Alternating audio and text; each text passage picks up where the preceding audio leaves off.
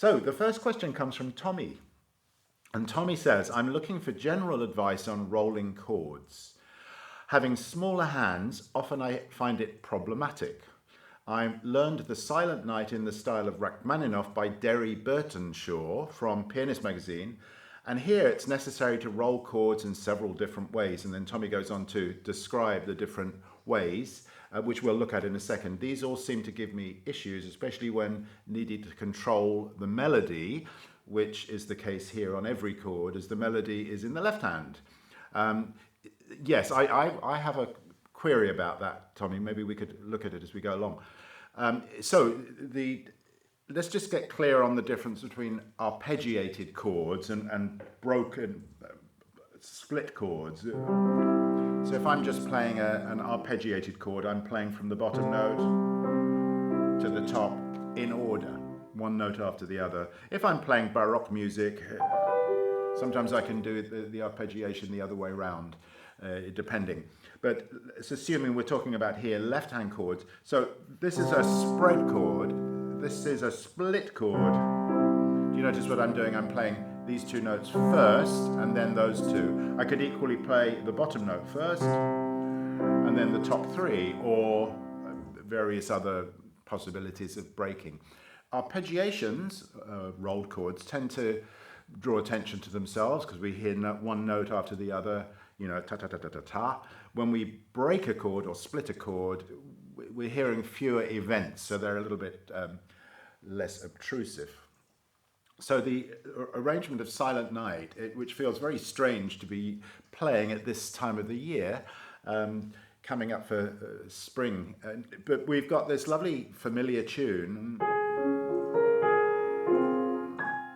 and in the style of Rachmaninoff's very often doing this sort of thing.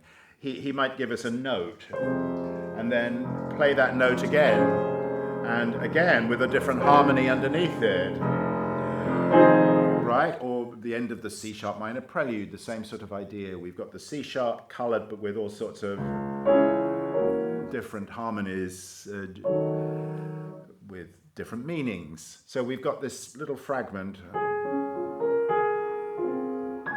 now differently harmonized. Yet again. And again. Now here's where the melody goes into the left hand. One pedal for 2 bars. Now that's an interesting texture. Often we do this in romantic music. We pedal long. The example I showed you just now of the Rachmaninoff Second Concerto, which I actually hadn't planned, but a secret that was given to me by my wonderful teacher, Nina Svetlanova. Hi, Nina, if you're watching, I know you sometimes do watch. You don't need to change the pedal in that whole introduction, because the F there forgives the dissonances, the bass F forgives the dissonances that build up above it. Now, that's not to say that everybody who plays this piano concerto does pedal that way, but I think it's what I would call the Russian way of pedaling. It works fantastically. So here, one pedal, don't change, and then the tune continues in the left hand. I would pedal that in one, personally. Now, yes, it's true that the melody is in the tenor.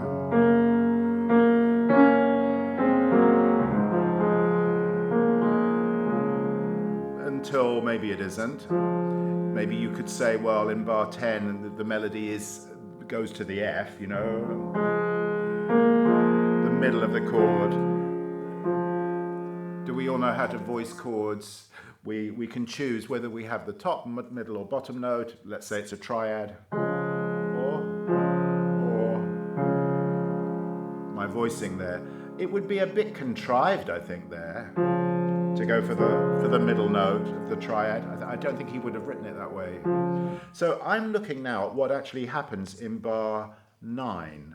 So it starts off, the melody has been in the left hand all the way after the introduction from bar 5. But here, I'm going to show you slow motion.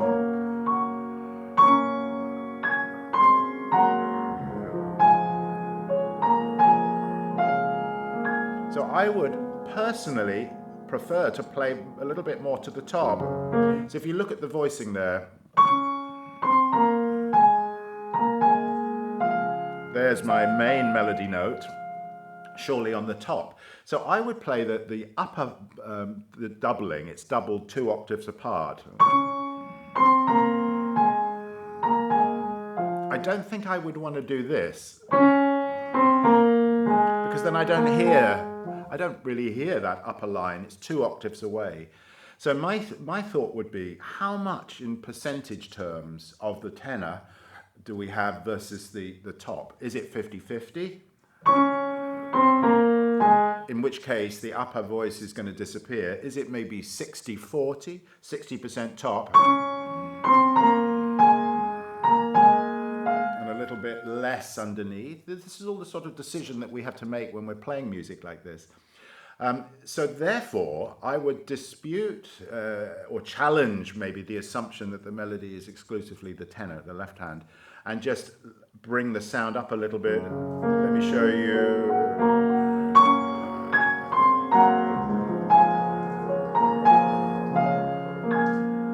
Now, if you look at bar 10, the pedaling given by either the arranger, presumably the arranger, again, I'm going to challenge it. I'm sorry to be so controversial, but there's a pedal change marked there. But for me, I don't think that's necessary, because I would want to keep that bass longer.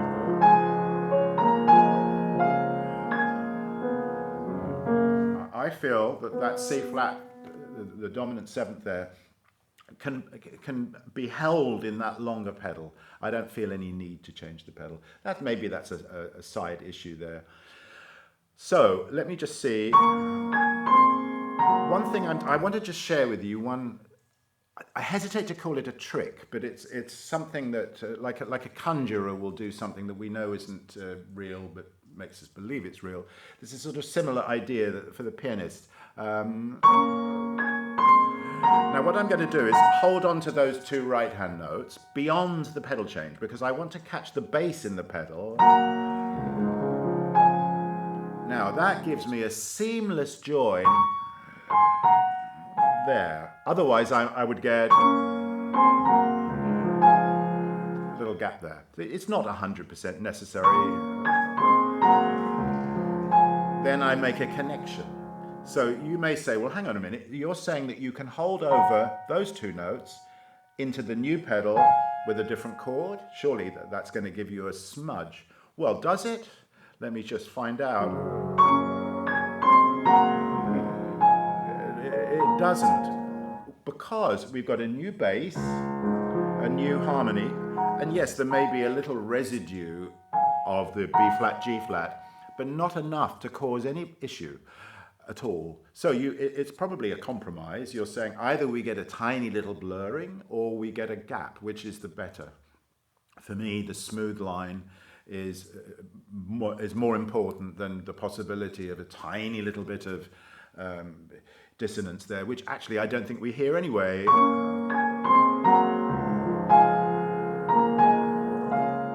Long pedal. Now back to the tenor. Now, okay, in the spread in bar 11, we change the pedal on the bass note. This is very often the case. We change pedal not on the top note, the melody note, but on the bass note, which we play not too softly because it's a bass, therefore supports what's going on. But the king of the castle there is definitely the thumb. Now what goes on here? Now here's another pedal mark I would challenge. I don't see any need to change the pedal in the half bar point. Why? You've got this harmony followed by this harmony. They sit perfectly well together in one pedal. So pedaling for me would be, I'll do it slowly for you. And again, hold on to these 2 notes in the right hand. Hold on to these 2 notes in the right hand. just beyond the pedal change, then I get this lovely smooth line. Let's look a little bit more at bar 10 and why that's actually fine to do in one pedal. Well, you've got a G flat major chord and then you've got an E flat minor 7th. They use the same notes, just adding an extra note, an E flat, so there's no need to change. Fingering, what I would do, what I find myself wanting to do here is to use the thumb twice. So I'd play my lower 3 notes softer and just move my thumb rather than do something fiddly like that to go over. So if you are going over, let's say we're looking at bar 12, when I say going over, pivoting over the thumb like that, the essential ingredient there is that the wrist be free here, because if my wrist is tight, I'm not going to be able to move my second finger across. So just a little exercise that you might do with the pedal, without the pedal. You could even hold the thumb down and just pivot across. Notice that I'm not moving the wrist this way, I'm just allowing this lateral pivot to happen. And then I can land firmly on my second finger. Now there, I don't think I would want to connect like that. I would simply move my hand across, so I release and move. It's a shift rather than a connection. So some of them can be connected like that one. Feels nice to connect. This one, what am I doing? That's right. I would disconnect from my thumb. So each of these spreads is slightly different. The way I handle them is slightly different. And I would generally advise for spread chords, arpeggiated chords, to look at them on a case-by-case basis. I don't think you can have any kind of recipe. This is how you do them. They're all different. But generally what happens is, if I had to say one thing to take from it, pedal on the bass note, usually the pinky note, so that we catch the bass. April says, thank you for taking my question. Sometimes when I play chords that are across 2 hands, I don't sound all the notes at the same time, and this drives me batty. Do I need to be in the keys first? It seems to help if I move my hands inwards towards the piano as I land. I'm not quite sure what you mean by that, April, but April then gives an example from Grieg's Arietta in bar 12. You know the Arietta, this beautiful song.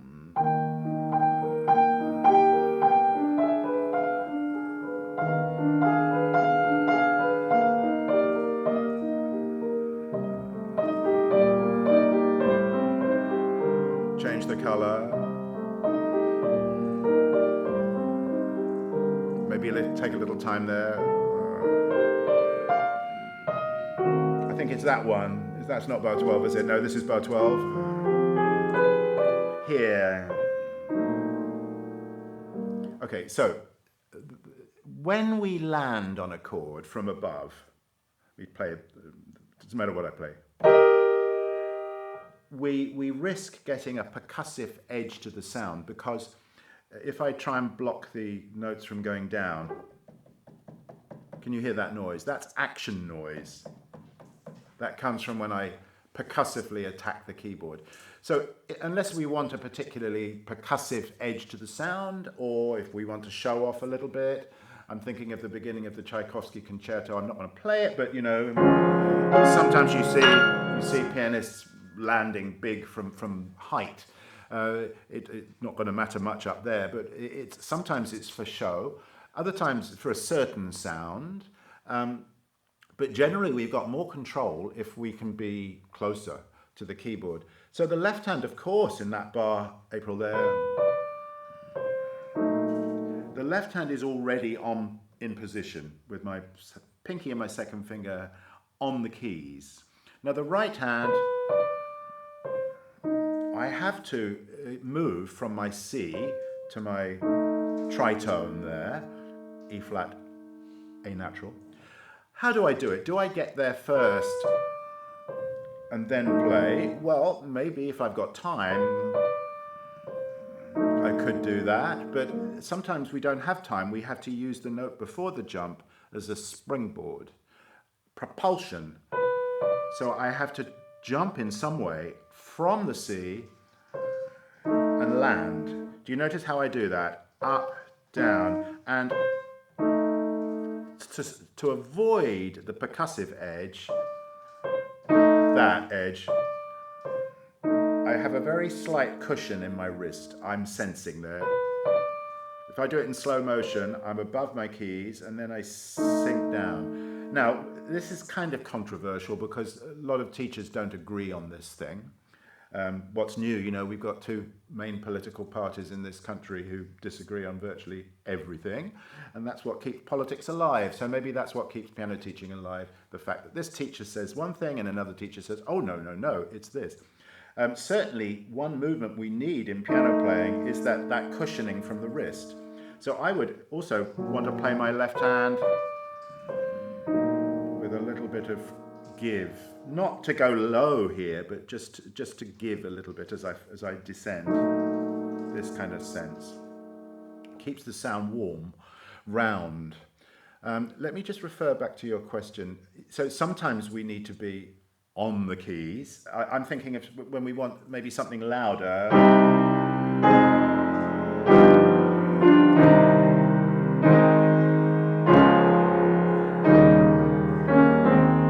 So how am I doing that? Well, my fingers are firm to start with, and I'm going through my wrists in order to get rid of that percussive effect.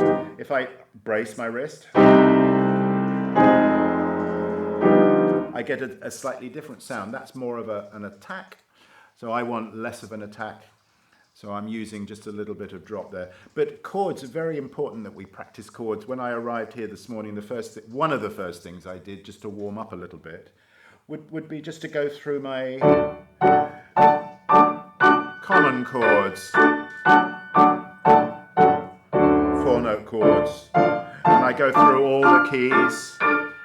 the keys, and that's a fantastic thing. And I'm using the tips of my fingers, very energetic tips, and then relaxing afterwards. But we can do this with triads as well. You can do it with a dropping of the wrist a little. You can do it without the dropping of the wrist, just go straight down. Just experiment. There's no such thing as one way of playing a chord. But if you follow that idea of the propulsion, up, down, you'll find that you can stay very close to the keyboard. You don't have to lift up very high. I just want to share one thing with you, and it's something I discovered about that measure. So if you change pedal here, you don't then need to change again here. Now, I've never seen that marked in an edition. Most editions have the pedal change on the E flat. No need. Change here and not again there. So it solves a problem, because that can be a problematic spot. Sigrun asks, she says she has a small question concerning the Rhapsody in G minor of Brahms. The last 3 right-hand octaves in bar 13 begin a new theme. Yes, and then she asks how to play them. Can you suggest some fingering and how to do the legato expressively, and what does the slur mean? Slurs are problematic because in some pieces and in some periods they tell us to release at the end, but nobody would do that. So what does the slur mean? It just basically tells us to connect. Legato, so effectively a bow change. Or I'm no violinist, as you can probably tell. Neither am I a singer. Maybe that. Maybe it's an up bow to a down bow. I'm sure that's all that means to Brahms, a composer of lots of different types of music. I don't think he thought too much about it. The same there. Fortunately, I've never heard anybody break T up from ta. Would be ludicrous to do so. So forget the idea of a break. So the theme to me is expressive of something vocal, the line on the top.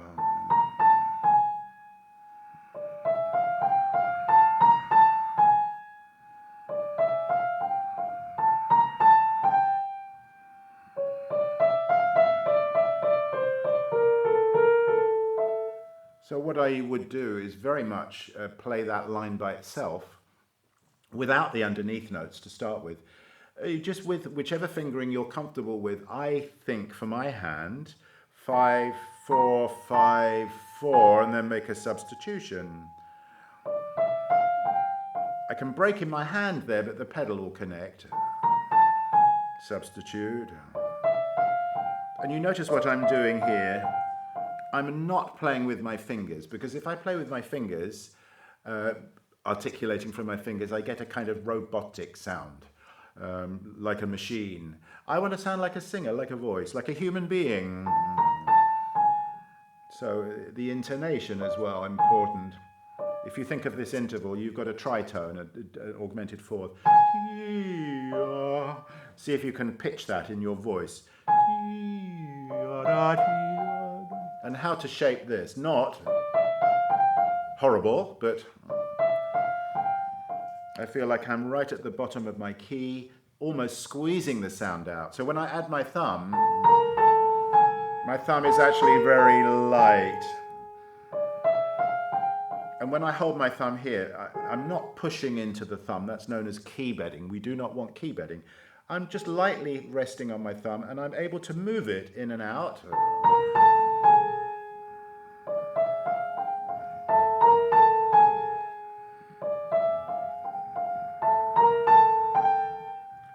That's better.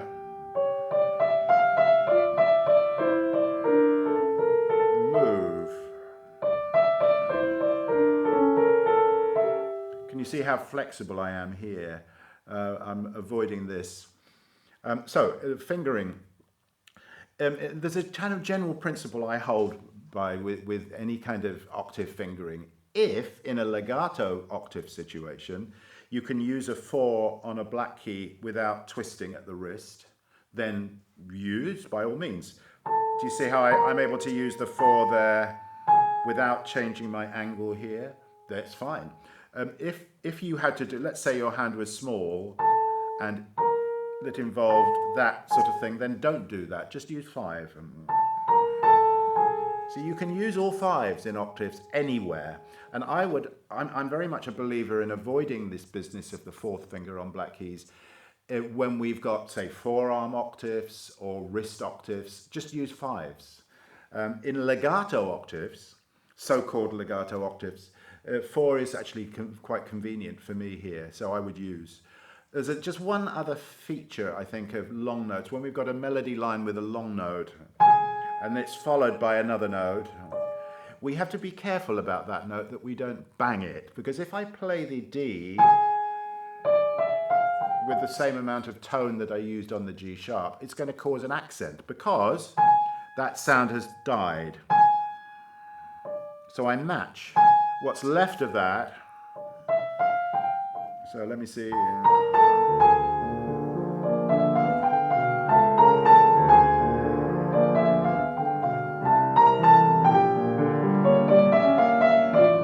And again here, basses. Yeah, the basses are important. The bass note has to be a little longer and a little fatter, if you will. Do change pedal there. Some people neglect to change pedal there. It's a new harmony. Bass, bass. It's too much, but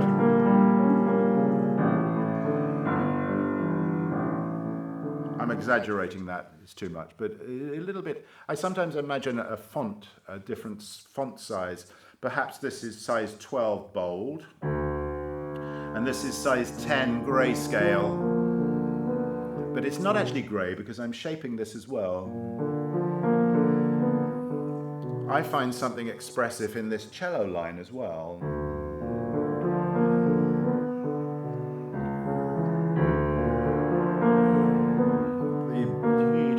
It's kind of mirroring. So there's lots of expressive content in this, and the pedaling is another issue.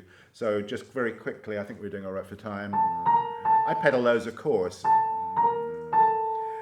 Now here, hold the pedal, change, change, change. change. Now, the places we're going on a little bit. That can all be in one pedal. You're probably thinking, what? You mean I can put this in one pedal? Yes, you absolutely can, I promise. Because the bass will excuse. Change, change, change. You don't need to change here. That would be a shame, because you've lost your bass. It's all one pedal. So there's quite a lot to consider there, but do sing the line. Leon Fleischer always used to tell us, if you can't sing a line, it means you haven't really heard it, and therefore you can't really play it. Of course, you can play it just digitally, moving fingers, but I'm talking about expressively, right? That's an intense moment. Little turbulence there. Kim asks about the Allemande from the suite in D minor by Handel, specifically in bars 11 and 12. How do you join the last four semiquavers, 16th notes, without lifting your finger? Similarly, in bar 12, immediately after the middle section of semiquavers, that's 16th notes, after the D. And then she goes on to ask further questions about joins and connections. So let's have a little look at this piece. Okay, so the way I play Baroque music is I absolutely do like my pedal. I'm sorry, I can't do without my pedal, but I do it discreetly, I hope.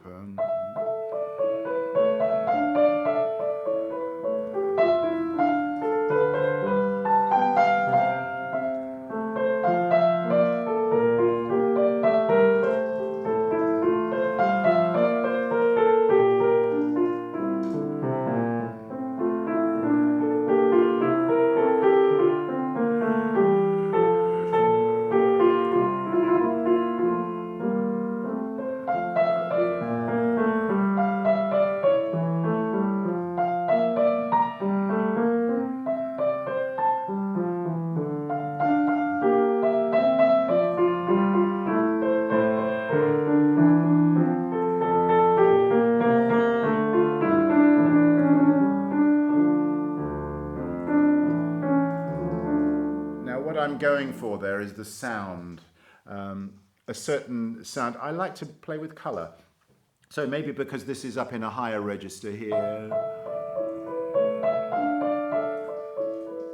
I can play more angelically. You know, as we come down here,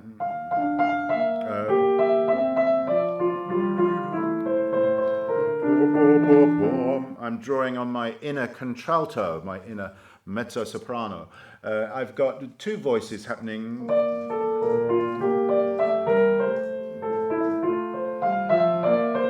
You know, sorry, the dialogue between the soprano and the alto. So in terms of the fingering, Kim, there, if you wanted to make a connection, and you don't have to, because in the Baroque period,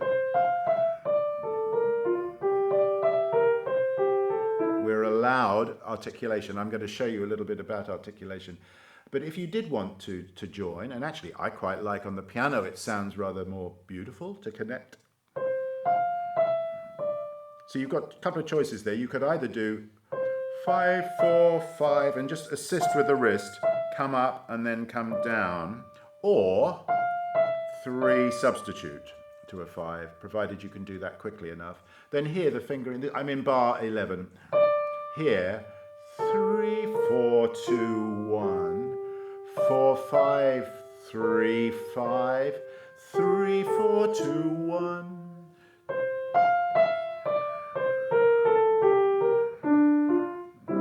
See, in that spot, you may very well want to release tia, tia, ta, and on a repeat. The 18th century musician would have done something like.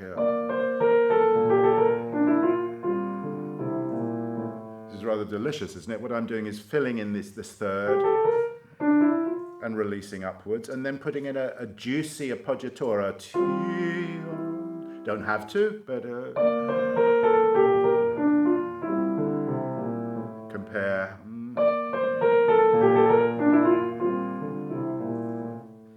Okay, now where were the other issues? Yes, bar 14, 15, similarly. Now, if you wanted to use 3, 2, 1 there, you'd have to move. Do you see how my hand is in a position that favors the pinky finger? 5, 4. Now, rather than stretch out like this, which would be very unskillful because it causes tension in the hand, just move. Similarly here. Now, here, the fingering could be 4, 5, 4, 3. You wouldn't have to start on a 5. If you started on a 5, then you've got a break, which actually wouldn't be necessarily a bad thing.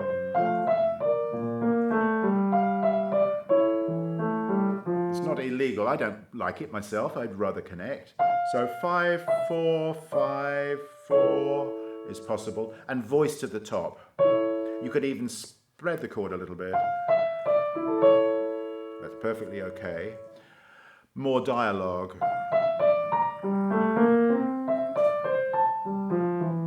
Now the dialogue's in the right hand. Imagine 2 voices there in dialogue. So, yes, I am personally in favour of a legato feel to an Allemande generally when I play it on the piano. Playing it on the harpsichord, maybe a little different. But, you know, you could also articulate a little bit in the quavers, the 8th notes. Now here,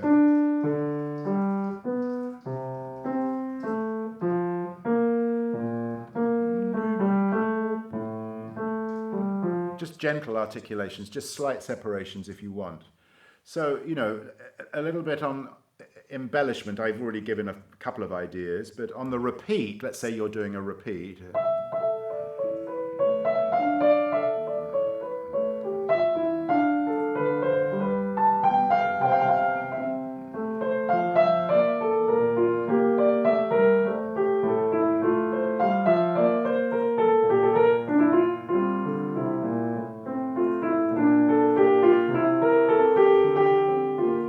I would be inclined to put an appoggiatura in bar 13.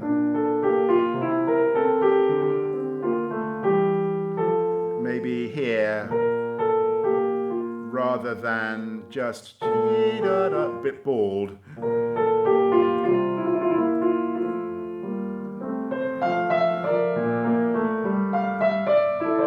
Oh, I didn't do that very well. Let me do it again.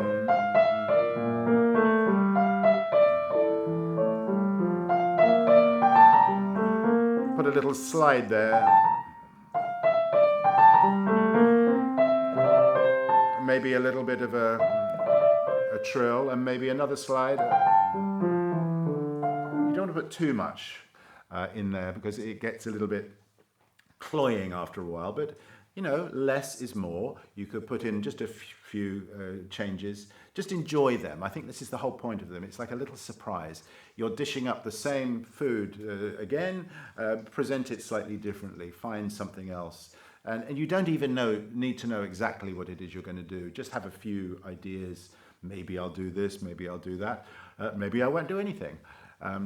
But generally the style that this music comes from is a non-legato style. So don't feel like everything has to be joined. You can make discrete breaks. Think of how a cello would play that line. Probably not legato, but slight detachment. Yeah, and that brings us to the end of the show, as it were. And I hope that's given you some things to think about, if not complete answers, and just, you know, things to explore. And thank you so much for watching. I'd like to thank Ryan, who's sitting over there manning the machinery and all the equipment over here. Thank you all for your questions. Thank you for watching. And I will look forward to seeing you next month for the next practice clinic.